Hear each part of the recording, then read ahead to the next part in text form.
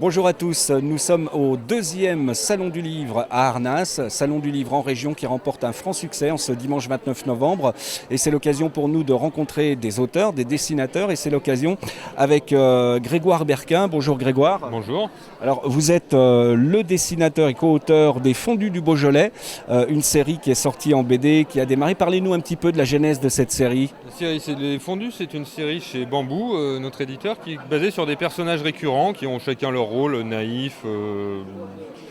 Voilà, ils ont des rôles définis, c'est un peu une famille, et ils sont fondus d'un truc, ils ont une passion en fait. Et au sein de cette grande série qui est dessinée par des centaines de dessinateurs, de dizaines de dessinateurs, il y a une série particulière, c'est les Fondus du vin. Et donc avant les fondus du vin, il y a aussi les fondus. Il y a les fondus du jeu, les fondus de la glisse, les fondus de la moto, les fondus de voilà, c'est une. Et là il y a les fondus du vin. Les fondus du vin. Cet épisode-là. Donc c'est le 6e épisode des Fondus du vin, qui après la Bourgogne, le Bordeaux, les Côtes-du-Rhône, le Champagne et l'Alsace. Enfin pas après, avant l'Alsace parce qu'on est sortis en même temps. Le Beaujolais. Alors vous êtes lyonnais, le Beaujolais pour vous, il est juste à côté, vous le connaissez? Oui, moi je le connais très bien le Beaujolais, surtout que j'ai une maison de famille dans le Mâconnais, alors juste entre les deux. Mais je le traverse régulièrement, le Beaujolais, donc je connais bien le Beaujolais. Ça a été une demande de mon éditeur en fait, que je travaille là-dessus. Et les scénaristes, les co-scénaristes, il y a 2 scénaristes, dont un est vraiment passionné de vin et il pense par exemple que le Beaujolais c'est le terroir d'avenir dans lequel il faut investir en ce moment parce que c'est là qu'il y a les meilleures évolutions du vin et du vin qui sort.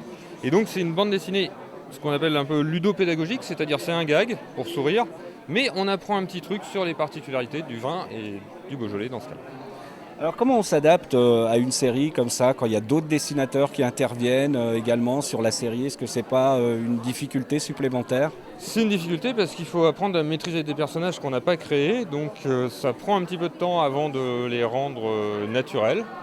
Voilà, après c'est un style particulier qu'on appelle le BD franco-belge, un petit peu gros nez parfois, on appelle ça vulgairement. Où c'est des gags. Voilà, donc il y a un style, un rythme aussi de gags et d'histoires à comprendre et à intégrer. Mais voilà, ça reste, c'est de la BD. Ok, voilà, les Fondus du Beaujolais, alors ça existe en 2 éditions, hein, les Fondus du Beaujolais et du Beaujolais nouveau. Les Fondus du Beaujolais, les Fondus du Beaujolais nouveau, la seule différence étant un cahier informatif à la fin sur le vin. Dans les Fondus du Beaujolais, c'est sur tous les terroirs du Beaujolais. Dans les Fondus du Beaujolais nouveau, c'est plus spécifiquement sur le Beaujolais nouveau, le business du Beaujolais nouveau, la gloire internationale du Beaujolais nouveau. Mais c'est un petit cahier de quelques pages à la fin. La bande dessinée est la même et c'est essentiel de l'avoir dans sa maison si on habite dans le Beaujolais. Essentiel, mise en bouteille par Bambou Édition et disponible dans toutes les bonnes librairies bien évidemment.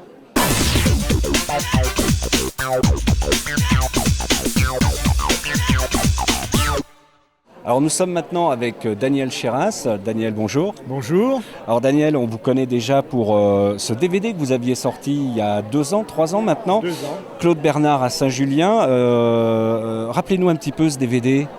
Alors c'est un DVD qui a été réalisé à partir des lettres de Claude Bernard à Madame Rafalovic. Et ce que j'ai voulu faire, c'est raconter la vie à l'époque de Claude Bernard dans le village, telle qu'il la raconte dans ses lettres. Voilà, un très beau film qu'on avait eu l'occasion de découvrir il y a quelques temps déjà sur ma TV en Beaujolais. Alors aujourd'hui, nous sommes au Salon du Livre et vous nous montrez une autre facette de votre personnalité avec un roman qu'on va montrer à l'image, Comme son père, que vous signez aux éditions du Poutan. Parlez-nous un petit peu de ce roman.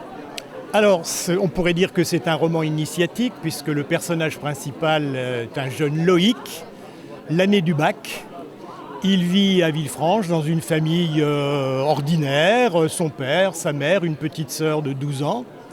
Et en feuilletant l'album photo de son père, de ses parents, il découvre le passé de ce père qu'il connaît très peu, qui est Michel est un personnage qui communique peu. Et peu à peu, en rencontrant d'autres personnes, il dévide l'écheveau de son origine et il découvre à la fois qui l'entoure, qui il est lui-même, c'est en quelque sorte un roman initiatique, et il va sortir de cette histoire complètement transformée. Alors la particularité aussi, c'est que ça se passe ici, chez nous, dans le Beaujolais. Il est caladois, il joue au rugby, au CSV. Absolument. Eh oui, bien sûr, il joue au rugby. Et il est très individualiste, ce garçon, mais néanmoins, il joue au rugby, qui est un sport où on doit compter sur ses partenaires, sinon on n'est rien. Et il se rend compte aussi que dans la vie, sans les autres, on n'est rien. Qu'on ne peut avancer que grâce aux gens que l'on rencontre, que l'on écoute, que l'on interroge. Interroger aussi des documents qu'il retrouve petit à petit. Et il va être amené à aller jusqu'au bout de ce qu'il découvre, de ce qu'il pense, jusqu'à des actes assez terribles. On ne racontera pas la fin. Bien entendu. Par contre, on se promène dans la région aussi, on découvre plein de choses. On va découvrir des villages, on va découvrir des ambiances, des odeurs, des sensations. Comme son père, je vous laisse remontrer à l'image de Daniel Chéras, donc, qui vient de paraître aux éditions du Poutan. Merci Daniel. Merci, je vous en prie. Au revoir.